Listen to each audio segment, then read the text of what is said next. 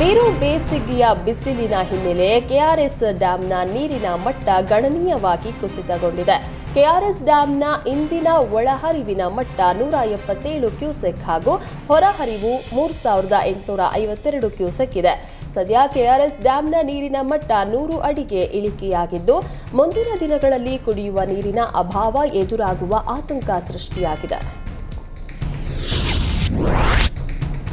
ಬೆಂಗಳೂರಿನ ಗಾಯತ್ರಿ ನಗರದ ಮೆಡಿಕಲ್ ಸ್ಟೋರ್ನಲ್ಲಿ ಬೆಂಕಿ ಕಾಣಿಸಿಕೊಂಡಿದೆ.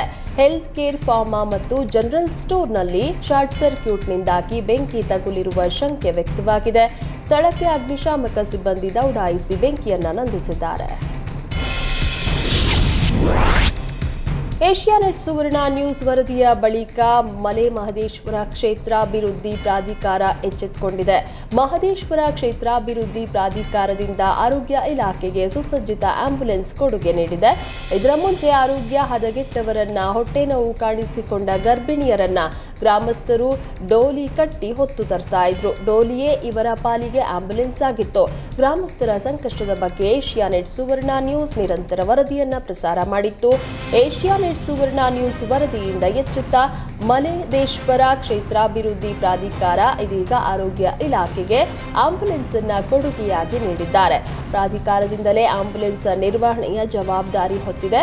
ಏಷ್ಯಾನೆಟ್ ಸುವರ್ಣ ನ್ಯೂಸ್ಗೆ ಗ್ರಾಮಸ್ಥರು ಧನ್ಯವಾದ ತಿಳಿಸಿದ್ದಾರೆ. ಸಿಲಿಕಾನ್ ಸಿಟಿಯಲ್ಲಿ ವೀಲಿಂಗ್ ಪುಂಡರ ಹಾವಳಿ ಮುಂದುವರೆದಿದೆ. ಕನಕಪುರ ರಸ್ತೆಯಲ್ಲಿರುವ ಆರ್ಟ್ ಆಫ್ ಲಿವಿಂಗ್ ಬಳಿ ಯುವಕರು ವೀಲಿಂಗ್ ಮಾಡಿದ್ದಾರೆ.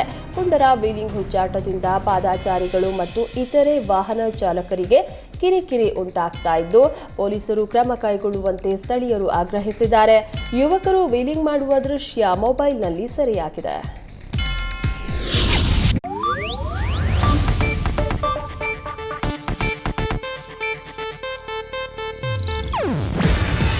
ಇದು ಏಷ್ಯಾನೆಟ್ ನ್ಯೂಸ್ ನೆಟ್ವರ್ಕ್ ಪ್ರಸ್ತುತಿ.